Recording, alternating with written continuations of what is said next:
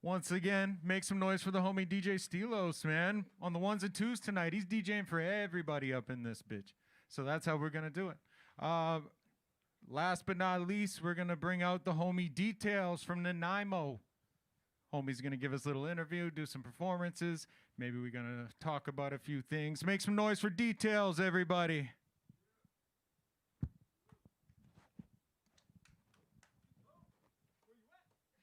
Yeah.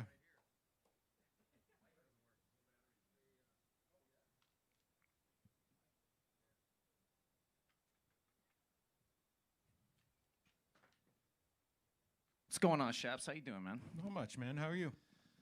You know, just first show out of the pandemic. Nothing but hiccups. Yeah, of course, man. Feeling like Barney from The Simpsons. No, it's all good, man. Everything's beautiful. Well, thank you for making the trip twice. Yeah, man. Enjoyed kicking back and checking out Illtone and Valence there as well. Two of the top performers on the island, bar none. So absolutely, man. Every performance tonight has been really dope so far. I'm looking forward to yours as well. That's what's up. So for those that are tuning in that might not know Details, yeah, why don't you let them know how long you've been around? Where do I start? So it's like there's two incarnations, right? It's like the first incarnation was me as a young cat. Some people may remember. I mean, yourself even. We linked up early on in life, and Illtone as well. Back in the day, maybe like 15, 16 years old, I started to take the music kind of half-assed seriously, and as a kid, right? So not in a monetary way, but just in a writing and performing and trying to put the music together kind of way. Absolutely. But like my content was shit because all I knew was being a dope boy as a kid, and I didn't have I had a day job kind of, but it wasn't really my life. And looking back, I'm embarrassed by the music, but it was a growth stage, and it abruptly ended positively in a way because I was like, I can't do this shit. I got to go get like a real job. And I ended up going to broadcasting school and subsequently doing a bunch of real life ventures that somehow 9 years later put me back in a position with the life experience that I needed to really actually have some substance to put behind the talent. You know what I mean? Absolutely. So now I'm back and I'm better than ever at it. Yeah. And working exponentially faster than I ever could have at it as well. Well, I think I told you before, since you've been back on the scene, you've made a major splash, let's say. Again, marketing game is very strong, kids. You could learn a lesson. Right. Learn a lesson or two from this dude for sure. Public interaction, the currency of the way you treat people is more important than likes and follows and shit like that. That's right, absolutely. One thing I was gonna say too, if DJ Stelos is still around, we should get him up here on a seat too, man. Yeah, I think he's just handling something with my microphone, but okay, he was the guy from the jump though, man. Like I know, that's what I'm saying. I helped move him into the Slaughterhouse, but before that, we were in a place called the Basement. Everybody knows the Slaughterhouse because that was kind of the spot in Nanaimo. It was kind of ground zero for music. But before that, I posted a picture the other day. If you follow me on Facebook on my personal page, I might have to, peas are popping here. I might have to post that actually on the details page too, because it's DJ Stelo, like circa 1998, 1999, and the dude is looking and acting exactly in the same manner as we see him now. He ages like fine wine. Like, I don't know what the deal is. I put pictures up of him. He looks like the same guy. You think it was last week, but it just came about by total chance. I came back to Nanaimo one day. I was living in Grand Prairie, kind of out reestablishing the wallet after a failed venture. Or, it's a failed venture, but it was a lesson. I don't take losses. I learn lessons, right? It's how you take them. For you kids out there, life is 5% what the fuck's going on and 95% how you react to it. And I didn't learn that until too late 3 times over, but it is the truth. So there you go, Los, or whoever's on the mic. Thank you. Yeah, so, I came into Nanaimo one day and I was walking into Harewood 7-Eleven, and for my Nanaimo people, they know Harewood 7-Eleven isn't exactly the Hamptons. So I roll into there, and Los is at the counter making a purchase. He's got his debit card in and whatever, and I just bear hugged him. Like, I hadn't seen him in years, right? You about would catch a bow for that. Yo, that neighborhood, like, he looked at me like, who in the fuck is this hugging on me? And I'm like, hey, Los. He's like, whoa! So I had a bunch of crudely recorded music that I had done on my podcast studio at home in GP, because that's what I was fucking with at the time and everything, and I showed him, and he takes me back to his place. He's like, check out the new studio. And it ain't the Slaughterhouse, and it ain't the basement. This shit is on point. And I just kind of went, okay, I guess now I don't have a choice but to take this as serious as I want to in my heart, but haven't been able to justify.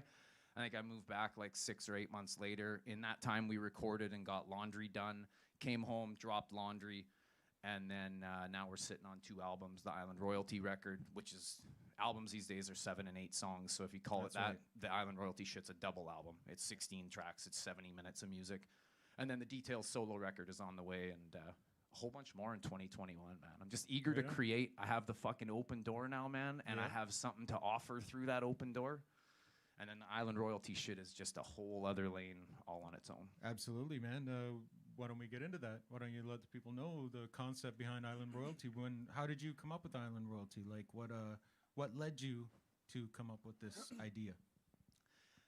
The short answer is 1 bar. You'll hear it later in the song King Shit that is on the Island Royalty record. So, quick reverse. Me and ESQ did the track Home on my Laundry album. I'd never met ESQ. I only knew him through Eddie. Eddie plugged the whole deal in, right? Got me the feature with him. Okay, cool, put out the album. Still hadn't met him. Song's out, it's everybody's favorite song on the album. Still haven't met him. Go down to Vic one day, run into him, and Eddie's like, oh, y'all never met yet. Okay, I'm going to sit in the back. And Harry hopped in the front, ESQ hopped in the front.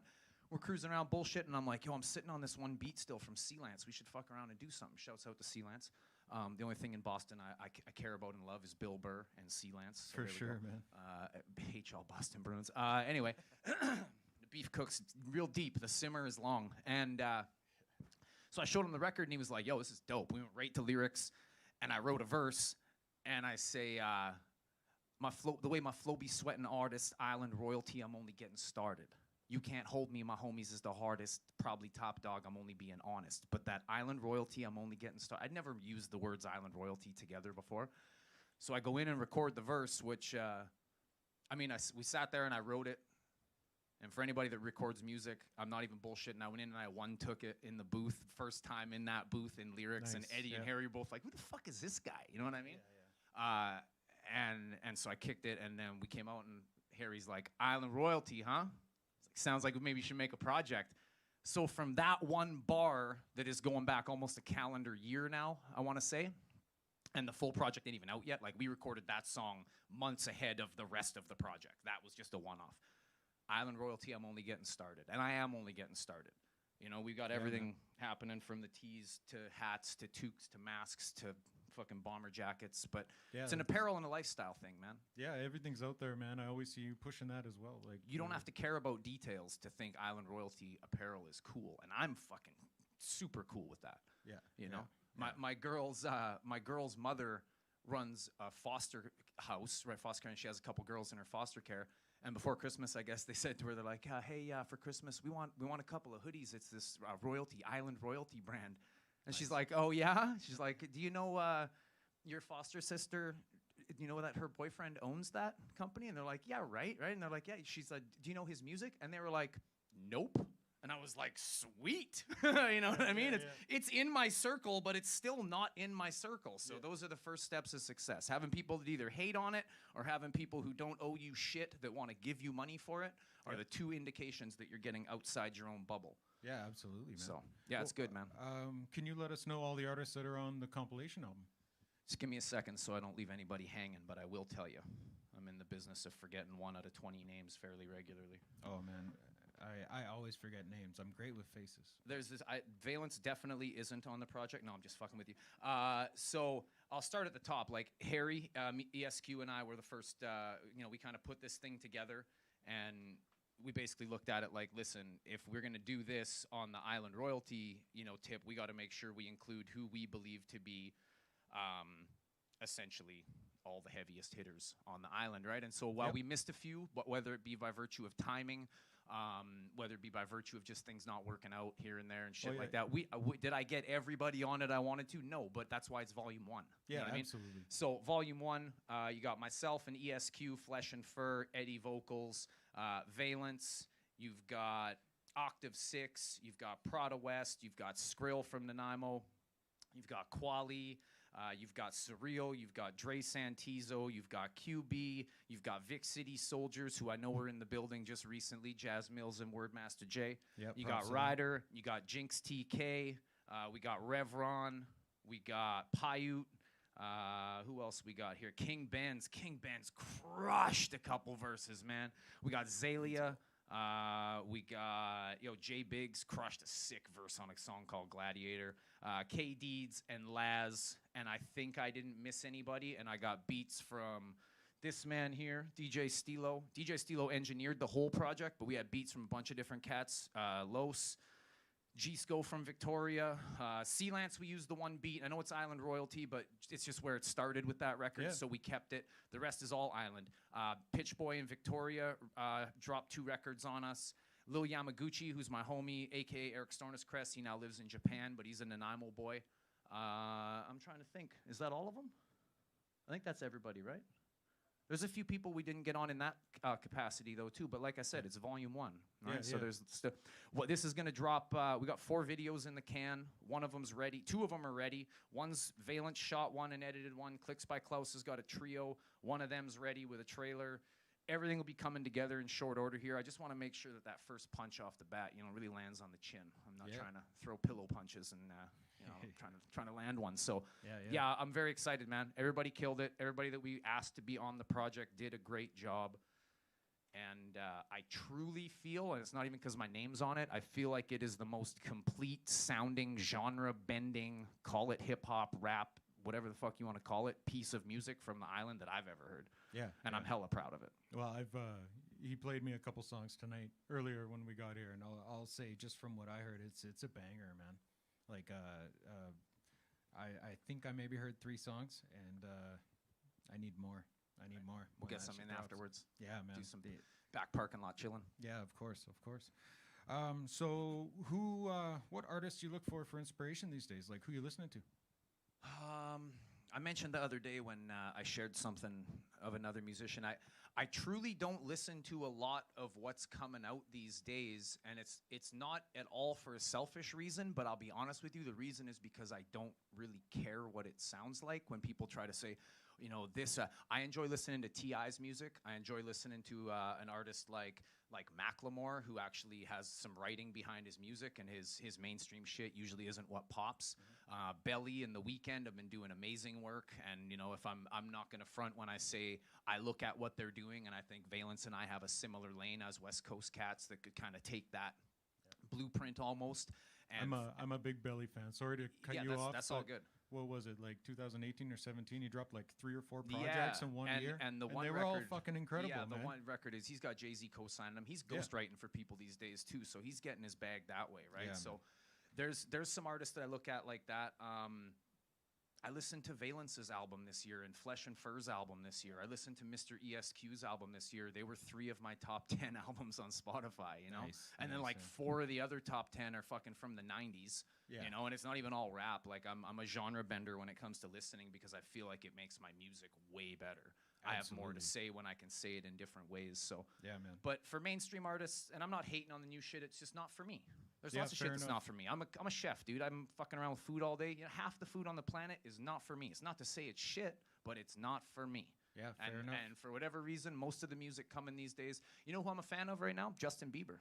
Yeah. The Lonely track that he dropped, he's finally becoming an artist and penning his own scribe more than maybe being played as a puppet by the industry, right? And I just think that when we get to watch him blossom over the next couple years, to take all those stories from literal childhood of being a star to growing into an adult, a man, all that shit, an artist like him is going to drop a lot. Unknown rappers that I enjoy listening to, are there really any? Marlon Craft out of New York. Yeah, Marlon dope. is nice. I know Marlon. I listen to him a lot. What else do I listen to? I don't know. I fucking listen to Canucks radio too much to listen to new music. What am I? It's hockey season almost. What do you want me to tell you? Yeah, fair enough. Good answer. So how long have you and Stelos go back a ways, you say? Back like cassette tapes, man. Yeah, back cassette tapes, the Slaughterhouse. I was like 14 years old getting smuggled over to your house by your brother. My parents didn't know where I was going. Yeah. So I was 14. His brother Clicks by Klaus. I was probably 16. And you were like 37 years old already by then. No, Los was like early 20s, I think. Something like that. I don't fucking know. He was a grown-ass man. He put us on to... Dude, I can remember rapping in front of like... It wasn't this nice, of course, but it was like a little case. We had some little fucking mic on a cord, and you'd have to hit play on the tape and do... Dude. I hollowed out a dresser. Is what it was. There you go. Okay, that's how hood we were. That's how hood we were.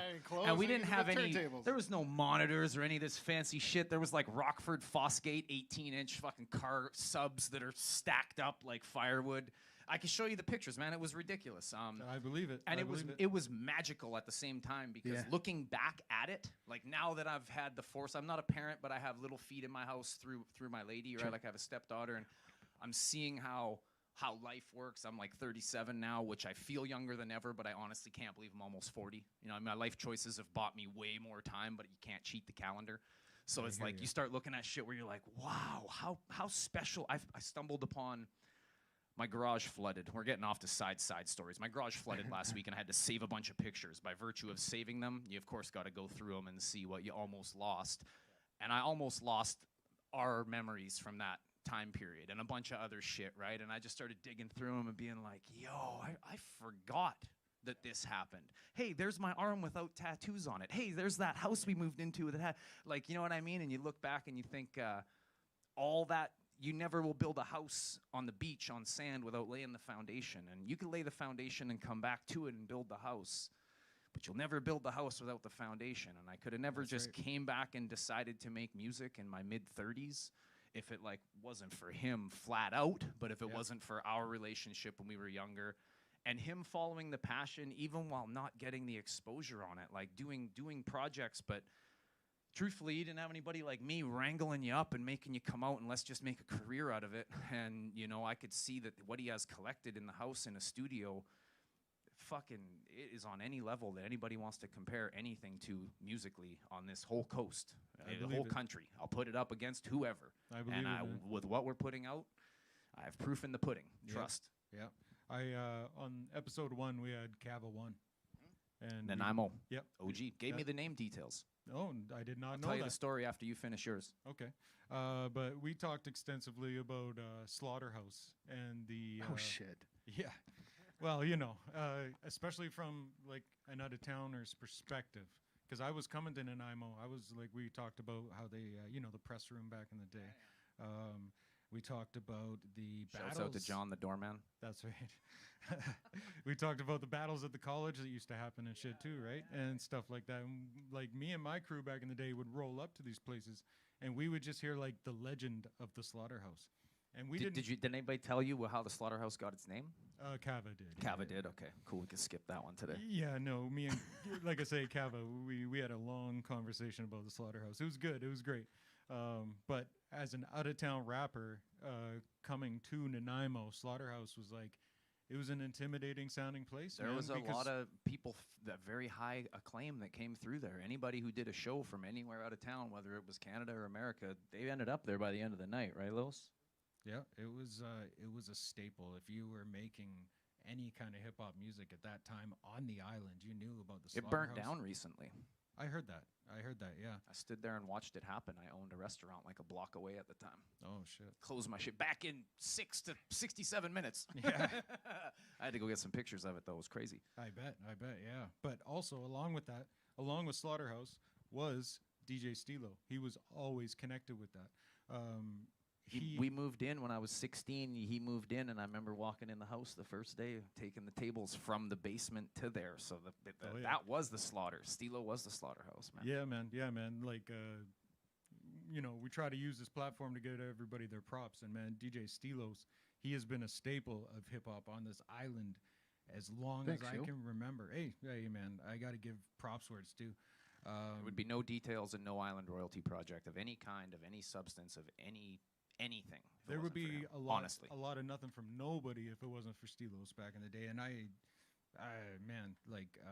there was some classic shit that he produced, classic shows he DJ'd at. So my hat's off to Stelos for all these years.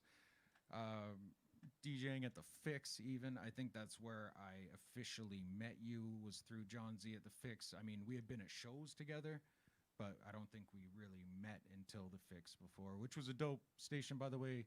Stelos was a DJ. The homie John Z was the host. They played mostly island content. There was some stuff off the island you guys were playing, but it was at the time, it was the only radio station that was playing local island content, and we would go down there and try to freestyle any chance we could get. just to get on the air and, you know, pump our shit. Cole Shizler hosts the That's Kinetic right. Flow now on CHLY as well. So Yeah, the same. still, it's the same station, still yeah. running strong. It's just John Z, long way from John Z running it all them years ago. But shouts out to John Z. I still keep in touch with him too. Yeah, me too. Me too. He's a good buddy of mine. He actually emceed my wedding. Yeah.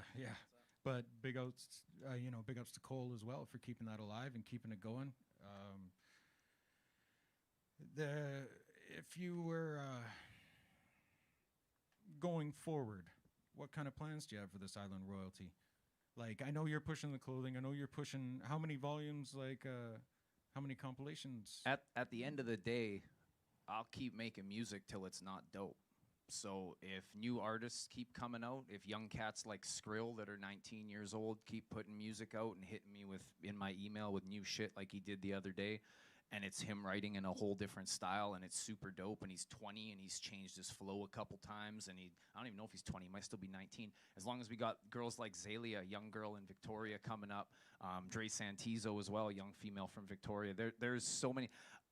They're my peers, but generationally, like, there's a common 10-year gap between me and some of the folks that I'm working with, and that's fine. I'm good with that because I have foresight to see that, like, to be honest, man, I got lots of things left to do. I wasted a bunch of time in my life, so I'm not going to be a rapper and a musician forever. I'm 37. I probably got 5 years to do this before I'm on to the next thing. But when I get on to the next thing, it won't mean I still won't have a hand in what my favorite part is, which is this.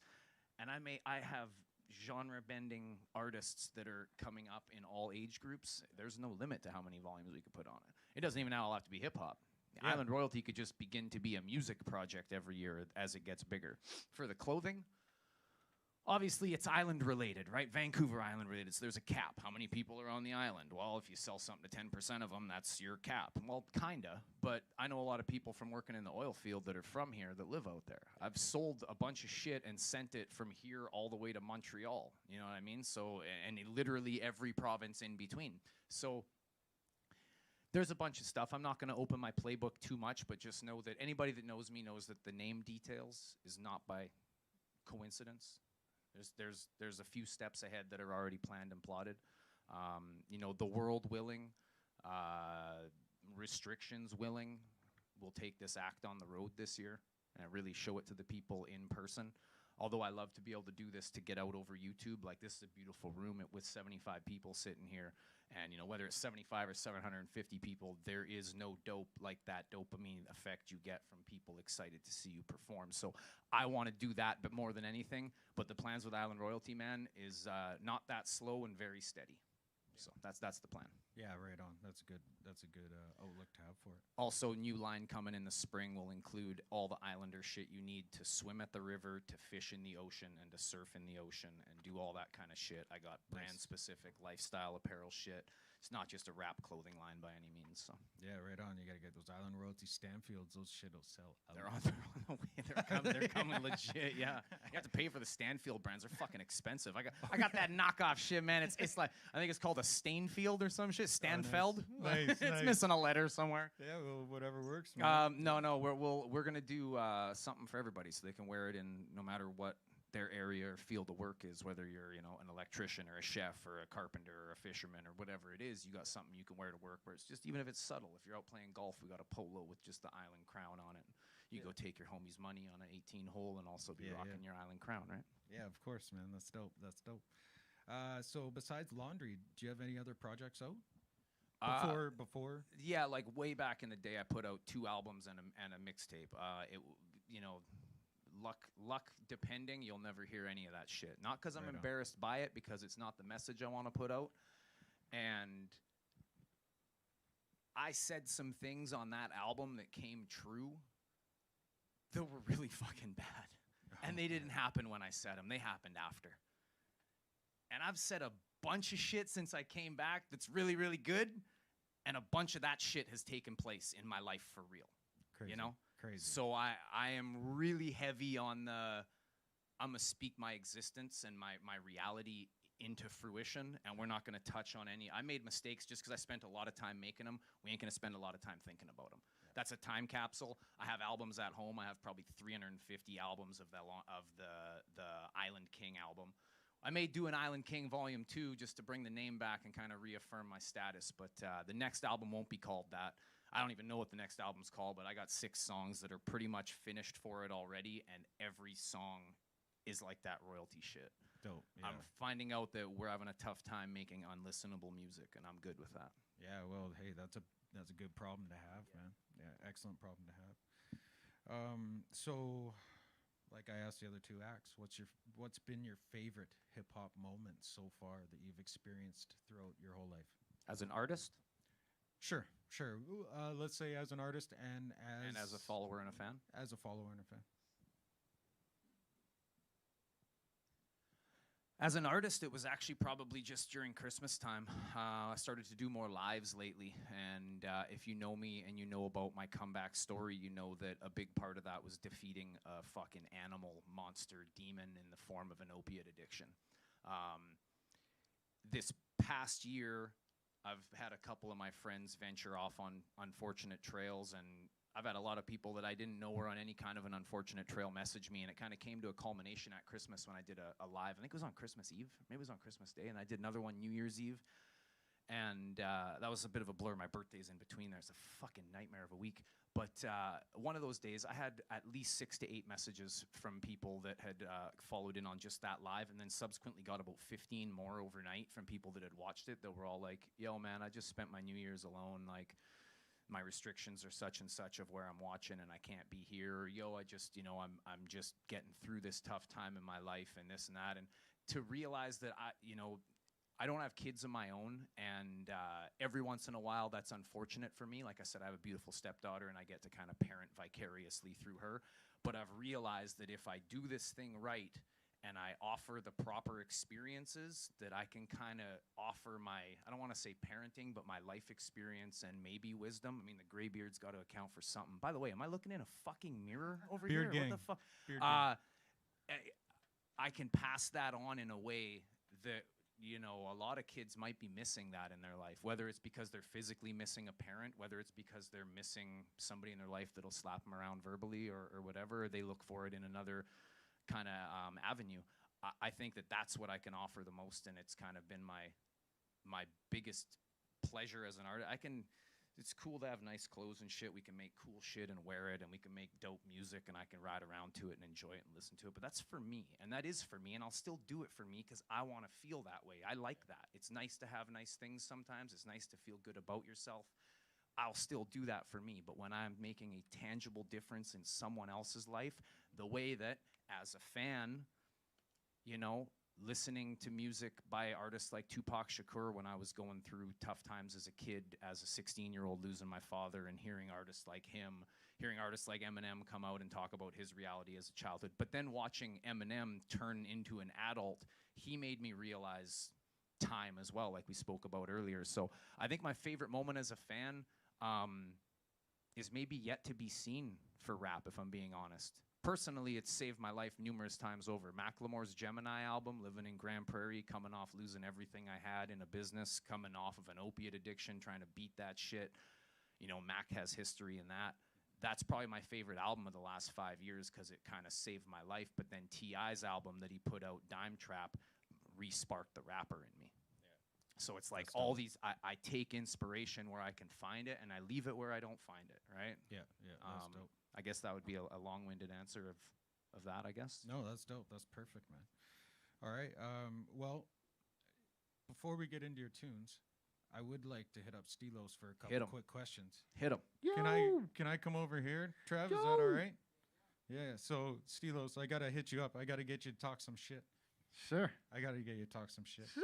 How many albums do you think you produced in your lifetime? Like albums worth of shit. Oh man, it piles up. It's endless. And I remember asking the same question when I rocked a show in Nanaimo at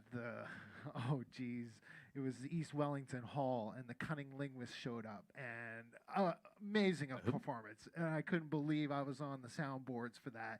Funk Dubious was there too, but I remember asking the Cunning Linguist guys, and so how many songs you got recorded? I was still fresh in the game. This was like 2001, and just doing shows then, and they're like, dude, I don't even count anymore. And I'm like, and now I'm at that point too. Yeah. Right now, you asked me that question that instantly popped in my head. I don't even count anymore. Fair enough. Yeah, it piles up, and there's like endless amounts of hard drives and tapes. And Details was saying back in the Beaver Creek basement how we used to record was to tape deck, then we go to VCR to do our backups. We were doing mini back to discs tape for a deck while. to do the Yeah, final yeah. master. And like I'm talking tape deck, it's not reel to reel like you see in the studios.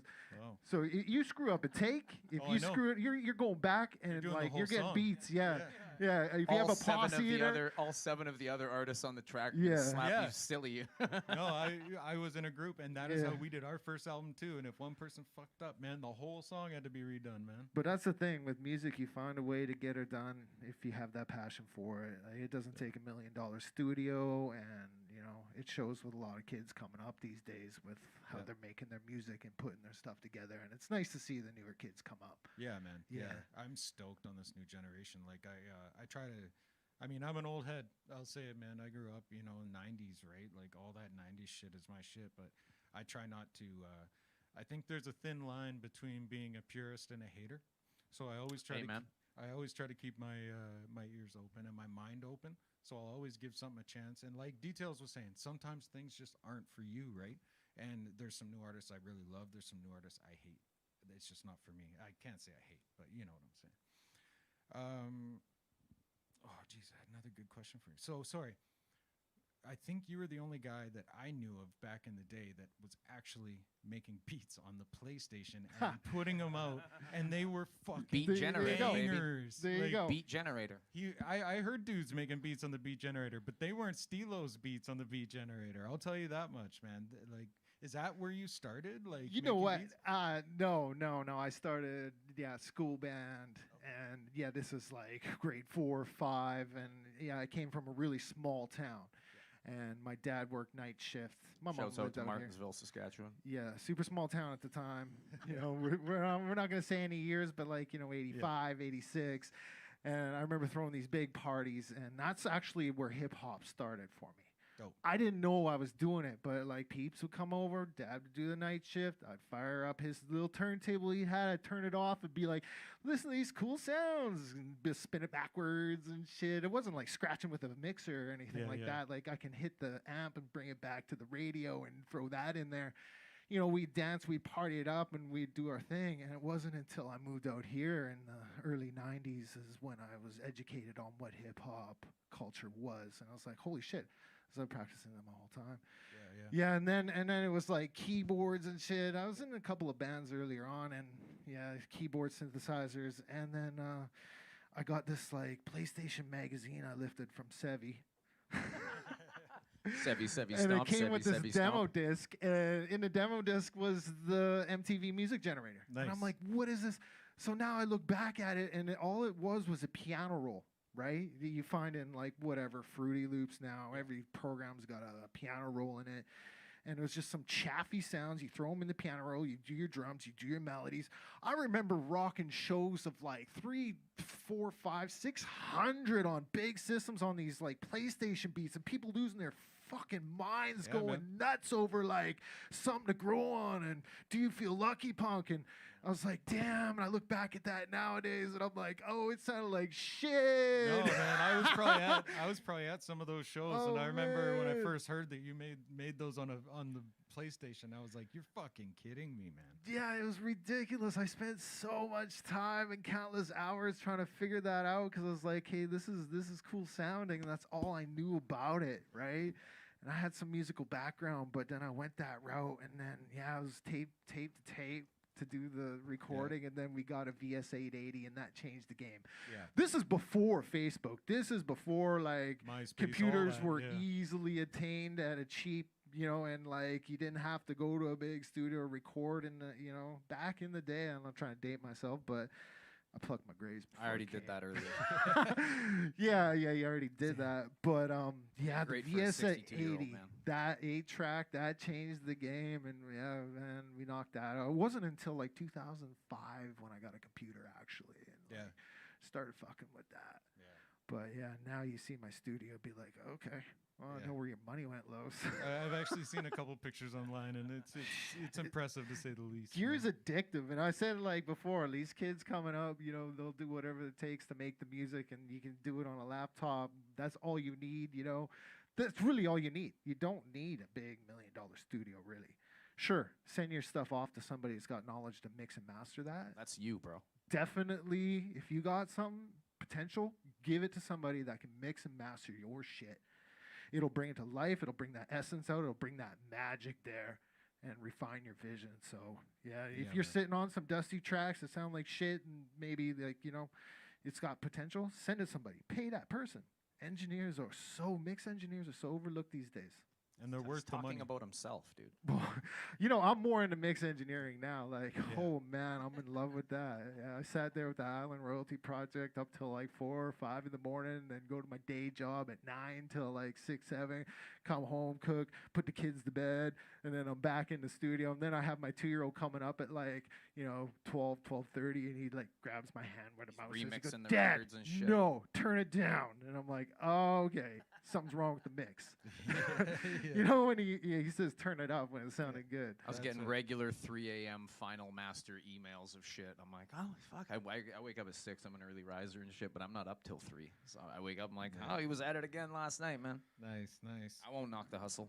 Well, yo, I'm super stoked to have you guys up here on this Let's stage. do it. This is some island legendary shit right here. For those that don't know, if you guys haven't seen either of these guys live, you're in for a treat. Everybody make some noise. Details. DJ Stelos, everybody. Let's go. Word.